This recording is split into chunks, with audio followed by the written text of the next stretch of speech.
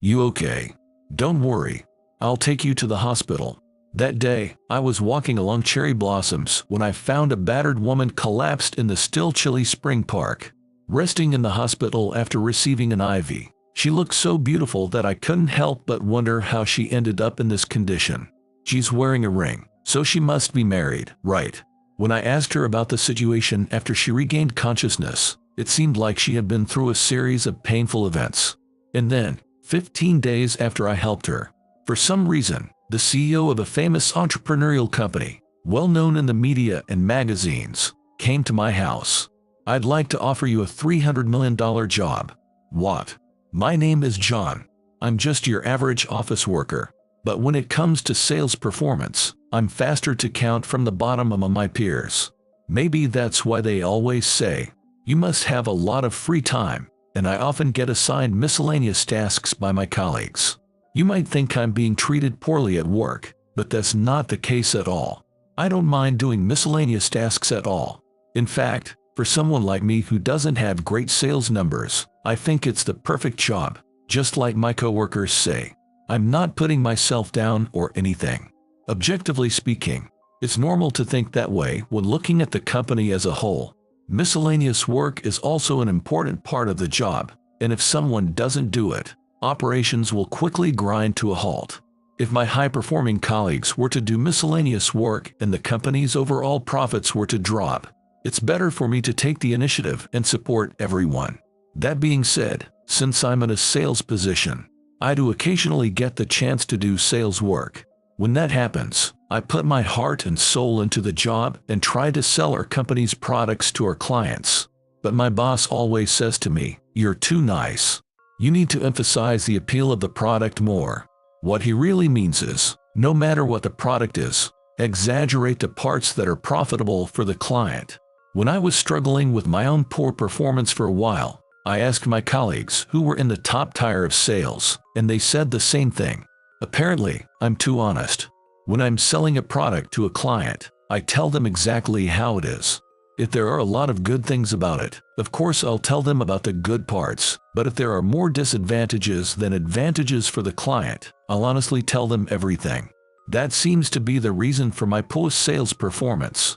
But I understand that the top performers do everything they can to get the client to buy the product, no matter what it takes. So instead, I do the work I'm assigned with an eye to the future, putting the customer first. As a result, customer satisfaction is surprisingly high. Some of the female employees who know this apparently say things like, "John may actually be the best at his job, don't you think?" Those kind words have reached my ears, but that also means they've reached the ears of my colleagues. My colleagues must have thought, "No way. We have better sales numbers," and they were jealous of me. Whenever they had the chance, they would assign me miscellaneous tasks and treat me like an errand boy to vent their frustration. But I didn't know that, and I envied my colleagues who were able to do what I couldn't. I kept telling myself, this is fine for me, as I continued to do miscellaneous work every day. A year after joining the company, when the cherry blossoms were in full bloom, I was still doing miscellaneous work on behalf of my colleagues, just like I did in my first year. And my new miscellaneous task starting this year, it's training the new employees who just joined the company. I feel bad calling it miscellaneous work to train the new members who will support the company's future together with us, but I guess the successful salespeople don't even have time to teach them. There are only 3 new hires this year, half of the 6 in our class. Maybe because there are so few of them, they decided that I alone would be sufficient for training the new employees.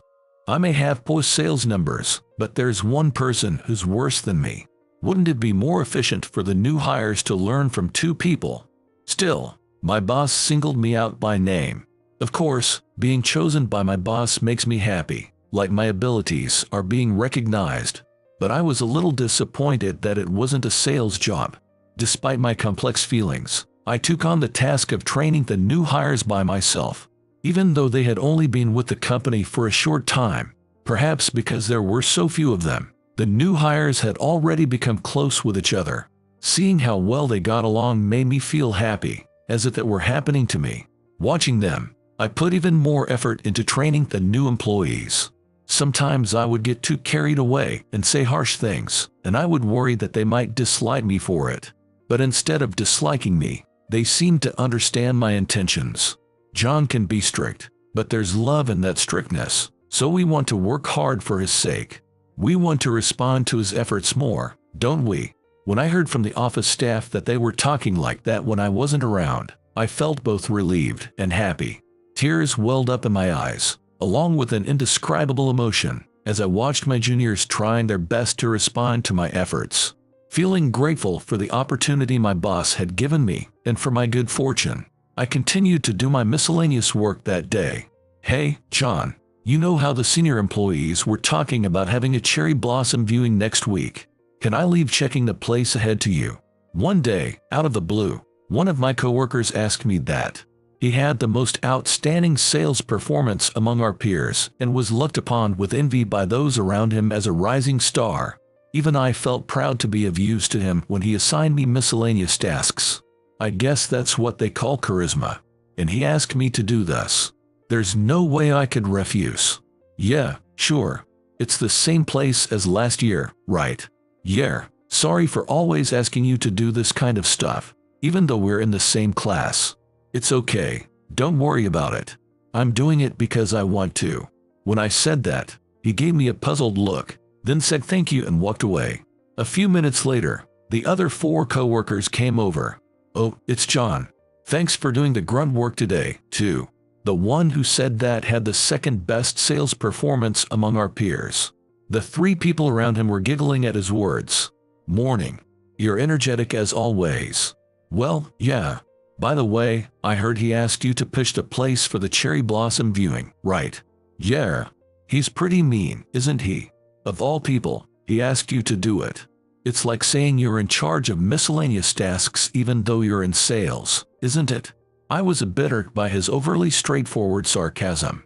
He's always been a joker and has a personality that often makes such ironic remarks. So even now, there were many times when his words and actions annoyed me. It can't be helped. It's better for the company if he does sales rather than me. You're as kind as ever. You're really a kind and lenient guy. The number 2 Celeste shook his head with a sigh. Well, I guess you're better than someone who doesn't know their place. Do your best, Mr. Miscellaneous. With that, he left with his friends in tow. His personality is very different from the top salesperson. Still, the reality is that his sales skills are overwhelmingly better than mine. So I can't really say anything back to him, and I probably won't have the chance to do so in the future either. But I didn't really mind. He is who he is, and I am who I am. I just have to endure it by telling myself that, because that's all I can do right now. And then, on the day of the cherry blossom viewing, I went to work early in the morning as usual and did my usual routine before the morning assembly. By routine, I mean the usual miscellaneous tasks. Since today is the cherry blossom viewing, we'll be doing regular work in the morning, and then the entire sales department will go to view the cherry blossoms in the afternoon. Therefore, I needed to finish all my work, including my routine tasks, earlier than usual. I quickly organized the documents that would be needed after the morning assembly, and the materials necessary for training the new hires. The morning assembly ended, and the usual morning work began. However, perhaps because we were going to view the cherry blossoms in the afternoon, everyone seemed to be in high spirits. Since I was in charge of choosing the place, I had to leave the office at 10 o'clock and head to the cherry blossom viewing venue. The venue was about a 20-minute walk from the company. Fortunately, there were few people at the venue since it was a weekday. The only people there at this time were couples who had taken time off work and people in suits who seemed to be office workers like me, coming ahead for cherry blossom viewing. Although there weren't many people, I wanted to check around the place, so I walked further in. I found a nice place where cherry blossoms were full bloomed. I sat down on the grass and blankly gazed at the cherry blossoms above me while taking a break until the other employees arrived. Then I noticed that the surroundings were getting a bit noisy. I had been so engrossed in the beautiful scenery that I didn't immediately notice the commotion. I looked in the direction of the noise to check what was happening. It was further in from the cherry blossom viewing spot I was. There weren't many cherry trees there for viewing the blossoms. The people who had gathered there were making grimaces and leaving the area as if fleeing.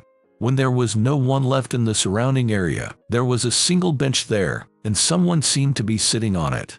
As soon as my eyes fell on it, a terrible stench wafted over from that direction. I reflexively covered my nose and mouth with one hand to protect them. From the tattered clothes, the deeply worn hat, and the way she was sitting with long black hair sticking out from under the hat, it was clear that it was a woman. She was probably homeless. As I was running these speculations from my head and looking in the woman's direction, a voice called out from the entrance. "Oh, there you are." The voice belonged to my coworker with the second best sales performance. "Huh? What are you doing here? It's still early." "Well, after that, the boss found out that you were the only one checking out the place." From the way he said it, it seemed like he had been severely scolded. "Ach, and what's with this smell? It stinks here. Did you bring something rotten?" My coworker also covered his nose and mouth with one hand, just like me. "It's not me." I said that and glanced toward the bench. My coworker's gaze followed mine to the bench.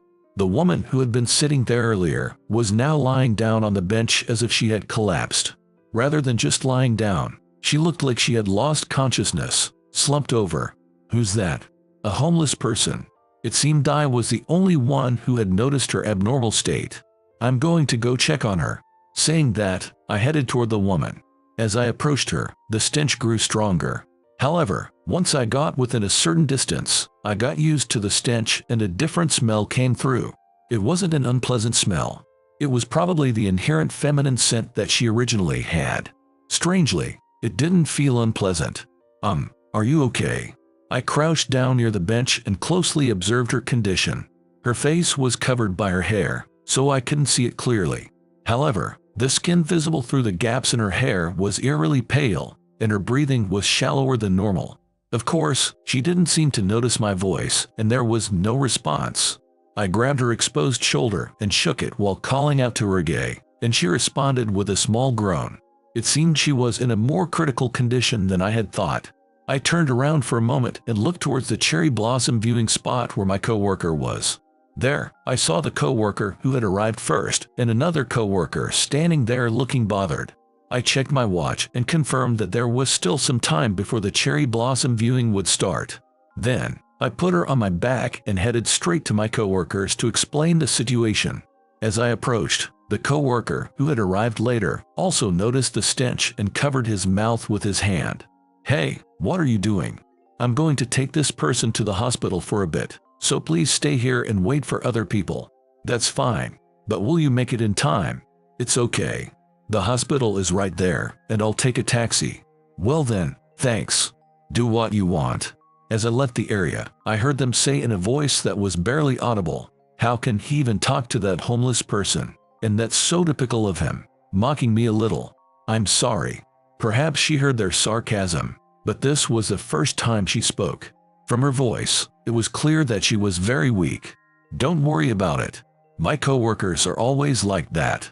You didn't do anything wrong." When I said that to her, she muttered thank you," while crying. There was a small hospital a 5-minute taxi ride from the cherry blossom viewing spot. I took her there. According to the doctor, she just had a cold. Hearing that, I was relieved to find out that it was a lighter illness than I expected. She was now sleeping in a hospital bed, receiving an IV. Since she had been wearing her hat low over her face and I didn't have time earlier, I now took a good look at her face and saw that she was very beautiful. But her face also looked familiar. Where had I seen her before? Looking at her face, I searched through the memories in my head, but I couldn't recall right away.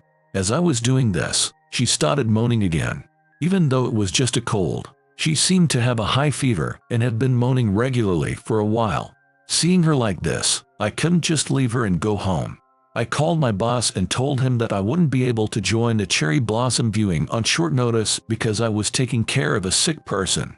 He seemed to have heard the story from my coworker who came after me, so he gave his approval. I stayed by her side without leaving until she woke up. While waiting, I felt restless just staring at her sleeping face, so I decided to do some work on my laptop until she woke up. Since the next day was a holiday, there was no need to rush, and it was just right since it had only been a half day of work anyway.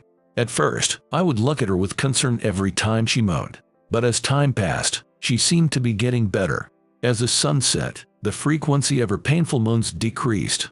As a result of making good progress with work, it was already late at night by the time I finished. However, she still showed no signs of waking up. Perhaps because she was so exhausted, it seemed like she would continue sleeping endlessly at this rate. While thinking that would be problematic, I stretched to reward my body for finishing the work. As expected, after being active since early morning, drowsiness suddenly overtook me. I stared blankly at her face, my mind slightly hazy with sleepiness. Her beautiful features stood out more when she was sleeping peacefully compared to when she was moaning in pain. "She's cute." That was the last thing I murmured. Before I knew it, I had fallen asleep. Realizing that I had been sleeping, I jumped up and checked my watch. It was past 5 a.m. Rubbing my bleary eyes from just waking up, I turned my gaze towards her. There was a woman sitting alone. It was from behind, but there was no doubt it was the woman I had helped. Perhaps noticing that I was awake, she turned around to face me. Her sleeping face was incredibly beautiful, but her face as she turned around to look at me was also very beautiful. "Oh, you're awake. Are you okay?" When I asked her that, she softened her expression and replied, "That voice. So it really was you who rescued me." "No, I wouldn't say I rescued you." I said that a bit shyly, and she came over to me and gently enveloped one of my hands in both of hers. "Thank you so much." She thanked me very deeply like that. After that, we talked a little while introducing ourselves. Her name seemed to be Olivia Samuels. I felt uncomfortable asking about the circumstances that led to Olivia becoming homeless, but it seemed she had nowhere to go. "Oh, that's right." As if remembering something, I picked up the paper bag next to me and handed it to her. She took the bag with a puzzled look and peeked inside. "Huh? What is this?" Seeing the contents, she asked in surprise. "The clothes you were wearing until now seem to be in tatters. So I thought I'd get you something to replace them and prepared these at random." "That's right." What I handed her in the paper bag was women's clothing. Since I couldn't meet her right away while she was receiving the IV, I bought them in advance during the waiting time. "Oh my, you didn't have to go this far." "I'm sorry." "No, I did it of my own accord, so don't worry about it." "By the way, are you free after this today?" "Yes, of course. I was homeless until yesterday after all." Sorry. That lacked tact." "Well, since I'm off work today, I was wondering if you'd like to have a meal together. You must be hungry, right?" The IV drip lasted until the middle of the night, and she had been sleeping soundless since then until now. She must be starving. She rubbed her stomach, seeming to realize she was hungry. She nodded slightly, looking a bit embarrassed. "But I don't have any money on me right now." "Don't worry about it. I'll treat you. Or rather, please let me treat you. I can't impose on you any further after all you've done for me. But you're hungry, aren't you?" As if on cue, her stomach growled loudly. She was then safely discharged from the hospital. I took her to a nearby diner that opens early in the morning and decided to have a light breakfast. She must have been extremely hungry. She ate more than twice as much as I did, looking embarrassed as she did so. Phew, that was delicious. It really was. But you sure had a hearty appetite, Olivia. Yes, I'm a bit embarrassed to say, but this was my first proper meal in several days. There was a crumb of bread stuck to the corner of her mouth as she spoke somewhat shyly. Olivia, right here. Going to the police station was an option, but she said she couldn't go because she thought they would contact her father. Perhaps sensing this, she hurriedly started feeling around the corner of her mouth where the breadcrumb was stuck. When her fingertips touched the crumb of bread, her face reddened even more and she brought the crumb into her mouth. Even that was adorable. After that, we chatted about trivial things, laughing together and taking a break after the meal. Somehow, it felt like a time for both of us to heal from our daily fatigue, and we enjoyed it more than expected. I felt like the distance between us had shrunk, which made me happy too. After we finished talking, there was a short pause.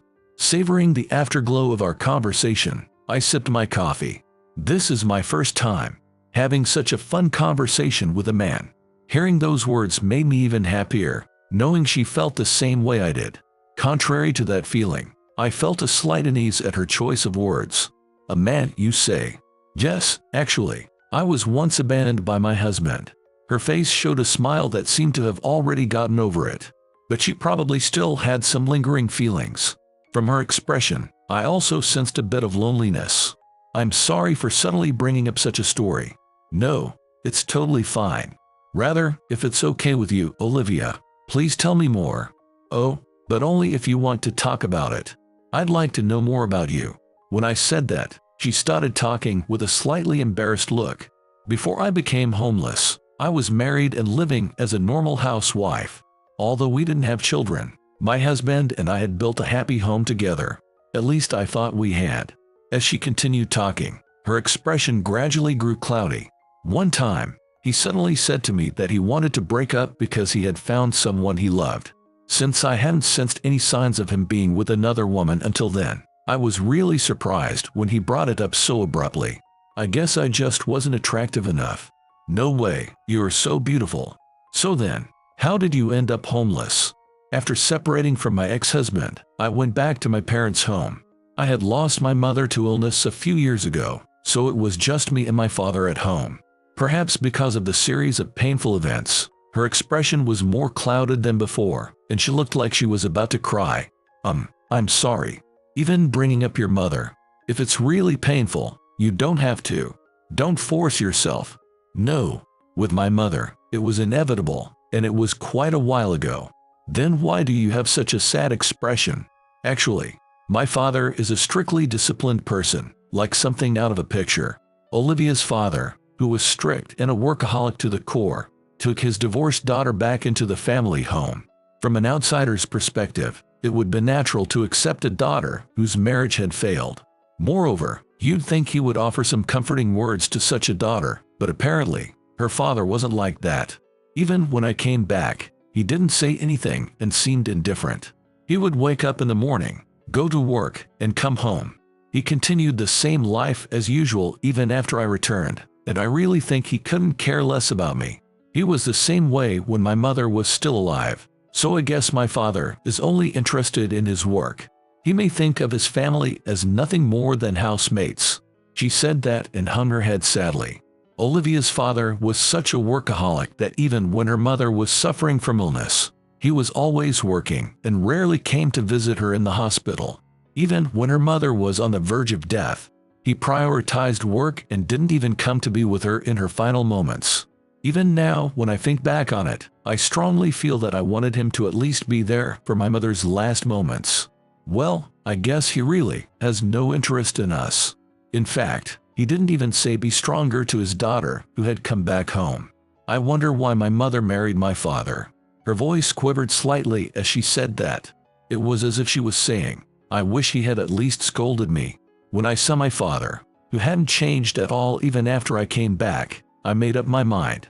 I decided not to rely on my father anymore. I fought that and left home. I had nowhere to go, but I thought I could manage somehow if I could just find a job. But just as I thought that, all my belongings were stolen at the station. What? Everything. And that's how you became homeless. She nodded weakly as I said that. She could have gone to the police box, but she couldn't go because she thought they would contact her father if she did. She probably didn't want to do that right after resolving not to rely on him and leaving home. Then, for the next few days, she went without food or water. If you put yourself in such poor conditions outside, your health will deteriorate. Through these circumstances, she ended up on that bench. Learning the general course of events, I understood. While feeling that she had gone through some very painful experiences, there was one thing that bothered me. A series of difficult events and misfortunes piled up. It must have been tough. Now that I talk about it and look back, you're right. I don't know what to say about your parents either. Yes, but I think my father is probably working right now without a care about me. Olivia said that with a sad expression. I don't think that's the case. What? If he was really fed up with you, he would have kicked you out of the house saying get out before you even left. You think so? Did you ever have conversations with your father before getting married? About anything is fine. Not much. As I mentioned earlier, work came first for him and my mother and I were an afterthought. He's also a man of few words. Then isn't it all the more reason that you don't know? At the very least, don't you want to ask your father why he didn't kick you out or scold you? It may have been an unexpected suggestion for her. She looked at me with a surprised expression as I said that, then shifted her gaze to the table in front of her as if pondering it. You're right. When you put it that way, John, I'm starting to feel that way. All right. In that case, let's go right now. What? Wait a minute. Oh, was I being too pushy? I'm sorry. No, rather, I'm happy. I'd feel uneasy going alone, but to have you help me out again after all you've already done for me, John. Don't worry about it. I can't leave someone in trouble alone. It's just my nature. And also, my old man always told me sternly to be kind to beautiful women. It was a joke I said in hopes of making her laugh. It was a bit embarrassing, but she gave a small chuckle as if troubled. You're a funny guy, John. We rushed to the police box to contact Olivia's father, and it seemed she was able to get in touch with him successfully. He said he would come here soon. Hearing that, we were convinced that he wasn't interested in his daughter. I thought I shouldn't intrude on the long-awaited parent-child time alone, so I told her I would leave before her father arrived. She seemed to want me to stay with her until the last minute, but she nodded in agreement. As I was about to leave, I felt reluctant to lose contact with her, so I handed her a piece of paper with my phone number on it. If things go well with your father, please give me a call. Yes. Is it okay if I call you even if they don't? My heart skipped a beat at her unexpected response. What? Oh, yes. I replied in a fluster. Seeing my reaction, she laughed in amusement. Then 15 days later, I was getting ready to leave home for my usual early morning work. Just as I finished getting ready and was about to step out the front door, I was startled to see a man standing there. He seemed to be about to ring my doorbell. Who may you be? He stared at me without moving an eyebrow. His face looked familiar. Nice to meet you. My name is Samuels. Hearing the name Samuels, the first thing that came to mind was the famous entrepreneur Samuels, who even appears in magazines. I looked at his face again. It was definitely the same person. I was so surprised that my legs gave out and I plopped down on the spot. Mr. Samuels. Oh, so you know who I am? Of course I do. But why are you at my place? Huh? Did I do something wrong? In my panic, I became flustered thinking I had done something, even though there was no way that could be the case since we had no connection or acquaintance. I heard that my daughter was helped by you before. Daughter? Hearing that surprised me even more. I hadn't forgotten, but the last name of the homeless woman I helped 15 days ago was also Samuels. Incredibly, the entrepreneur Mr. Samuels and the formerly homeless Miss Samuels were father and daughter. Mr. Samuels said he had something to talk to me about today. Forgetting about work, I invited him into my home. Wondering what he would bring up, I nervously served him tea and sat across from him. Mr. Samuels took a sip of the cheap tea I served without changing his expression and set it on the table. Perhaps it didn't suit his taste, as he cleared his throat, followed by a heavy silence. Unable to bear the silence, I was about to start the conversation when Mr. Samuels bowed his head. Thank you so much for helping my daughter. We talked thoroughly, and were finally able to spend time together as a family. It's all thanks to you. Thank you very much. What? The sudden gratitude surprised me. I was also surprised that he used polite language with me. Then he quietly began to speak. It seems that because of my personality, I gave my daughter a big misunderstanding for a long time. It appeared my guess was correct. CEO Samuels is not only taciturn, but also not good at interacting with women. He said he had hardly ever had a proper conversation with his daughter until now. Even when his daughter returned after her divorce, he acted as usual out of his own kindness. He didn't know what to say to her, but he wanted her to relax at home for the time being rather than saying something unnecessary. When she ran away from home, he immediately filed a report with the police. Thanks to that, when she turned to the police, they were able to contact him right away. When he got the call from the police, he was half in despair and ended up crying. Since that incident, I've been trying to talk about everything with my daughter. Little by little, we're filling in the gaps from the past. I'm glad to hear that. But I was really surprised to find out that the famous CEO Samuels was her father. He is a well-known entrepreneur who is featured in magazines, but his private life never appears in the media. From his appearance that keeps women at a distance, most people probably think he's a confirmed bachelor. I got to where I am today thanks to my wife, who has passed away. She always said she loved seeing me work and supported me. I don't know why, but even when I was working at home, I always felt her gaze on me. CEO Samuels's expression as he said this was gentle and soft. He said he once asked his wife about it. She told him, "Because you look so cool when you're working. Seeing you like that is what I love more than anything." After that, those words made me throw myself even more into my work. Then, in contrast to earlier, his expression turned sad, and he muttered in a small voice, "I should have dropped everything and rushed to her side at that time." I didn't interject, but from that comment, it must have been about his wife's final moments. However, it became clear that he was not indifferent or uninterested in his family, but truly loved both his wife and daughter. But as I was pondering how to broach the subject, not sure if I should mention it lightly, CEO Samuels looked straight at me as if coming to his senses. "I'm sorry. No, I'm glad you were able to talk things out with your daughter. It seems the misunderstanding has been cleared up. When I heard that you had advised my daughter, I was truly grateful to you, John." "Not at all." "Wait, how do you know my name? Did you hear it from your daughter?" Sorry, but I took the liberty of looking into you.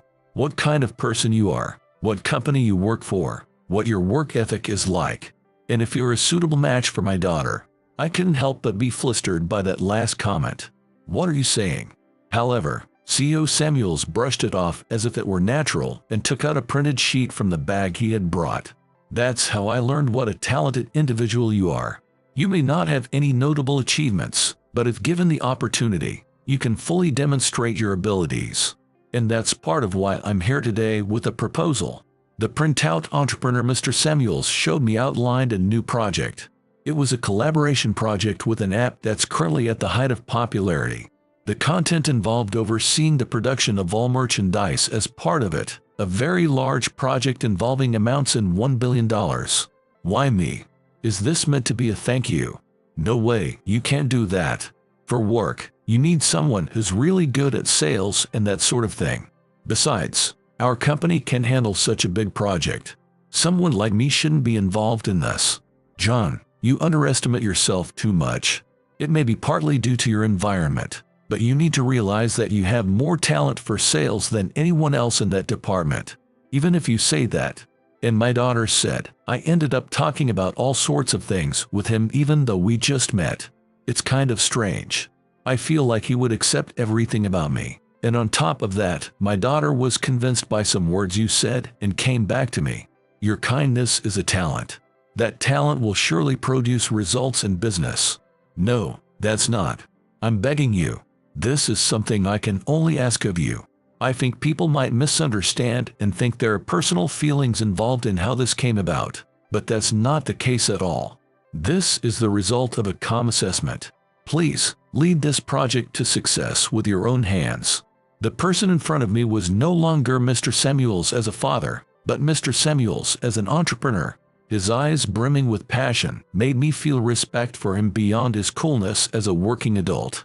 And while overwhelmed by his intensity, I realized just how significant it was to be valued by such an amazing person. I took a deep breath and made my decision. All right, I'll do it. After that, becoming the person in charge of that collaboration made it inevitable that I could refuse requests from my colleagues, creating an environment where I could focus on sales. It's not that I dislike doing miscellaneous tasks, but I wanted to focus even more on the project Mr. Samuels had entrusted to me. Perhaps with Mr. Samuels's backing, my boss didn't interfere and my colleagues didn't get in the way, allowing me to work freely. As a result, the project I received from Mr. Samuels got on track smoothly, and the performance kept rising.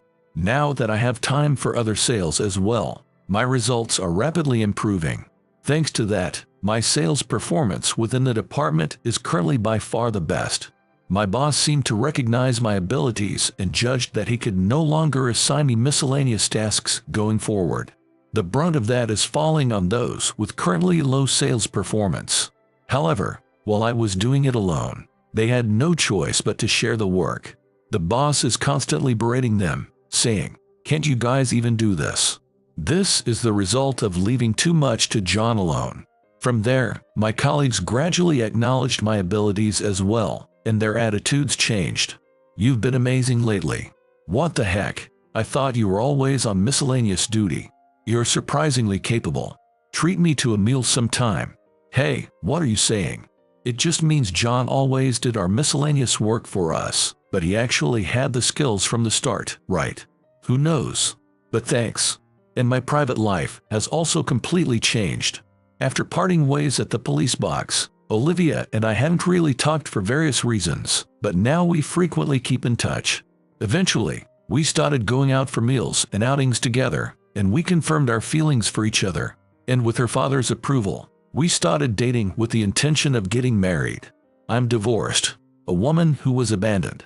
Even though I'm that kind of woman, are you really okay with me? Upon hearing those words, I couldn't help but hug her. You're the one I want. It has to be you. Your heart and everything about you is beautiful, and that's what attracted me. It doesn't matter what your past was like. Although it was my true feelings, I felt like I was trying to act a bit too cool and was very embarrassed on the inside. But more than that, this feeling is true, so it doesn't matter. She looked at me happily, her eyes brimming with tears. Then she put her arms around my back and replied in a tearful voice, "You're truly kind. I've made up my mind. From now on, for the rest of our lives, whenever you come home, I'll embrace you like this again and again, enveloping you with my kindness. So don't go anywhere, okay?" Savoring those words, I decided to walk together with her from now on and build a happy life.